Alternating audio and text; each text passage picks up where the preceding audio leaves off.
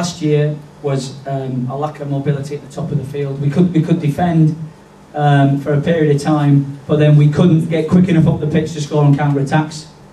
That was a big reason for part of the reason for last year, and also I think it got stuck into our mindset that we weren't very good away from home, and that was it. And it became a self-fulfilling prophecy. Apart from when we really needed it, you know. I think towards the end of the season, Port Vale and Cheltenham, we put things right, although it was like, you know, 40 games too late. This season, I was really pleased with Wimbledon. York, I thought we'd done enough to get something.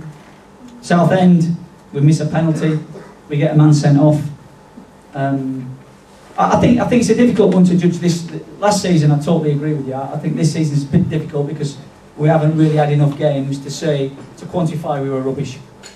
Hopefully we won't. Hopefully it'll be a case of what a big improvement the away record is this year. If we improve on the home one, that'll be incredible, because that was very, very good last year. I thought we started Well, well. it's a fair point. As far as Clive and Roy's concerned, that was always going to be my starting two, because I was convinced they were going to get goals. And when you have a player that scores 5 goals in 11 games, that I know personally, know the character, that Sunderland paid £1 million for, that's played 20 games in the Premier League, played in the Championship, been prolific at League One, and, you know, for his spell here last year, then at some point or other I've got to say, right, okay, he's going to be the one.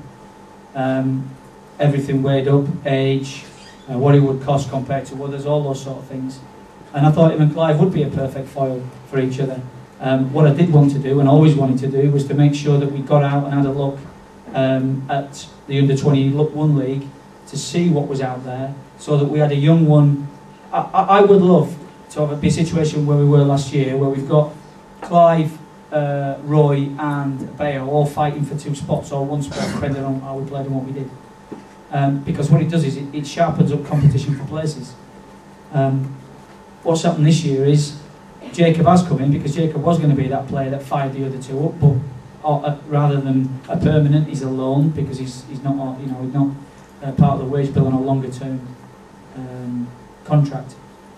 So that was going to be the plan. But as it's worked out, as I've said earlier again, Jacob's got injured, Clive has got injured, and Roy has lost his form at this moment in time. So the way I look at it is, I can wait for them, or I can get people in on a short term, and then who knows, these guys guys, if I can get 2 that I want to get coming, they might be better than we've already got, and then I've got a decision to make and a little bit of movement. So what I'm trying to do is get my cake and eat it, and buy myself a bit of time for even a month's time, when I know that, you know, we'll have Clive back and firing, Jacob back in, and hopefully Roy scoring goals again. So I've got to sort of try and plan for the future as well as plan for the short term.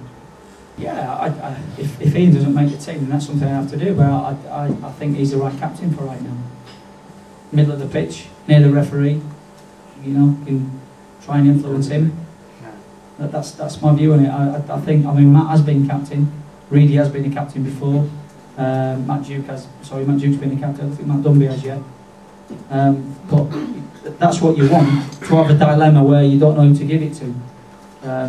And I think we went through a stage earlier in the season where it wasn't so much of a dilemma, it was only, in my opinion, one person that could really give it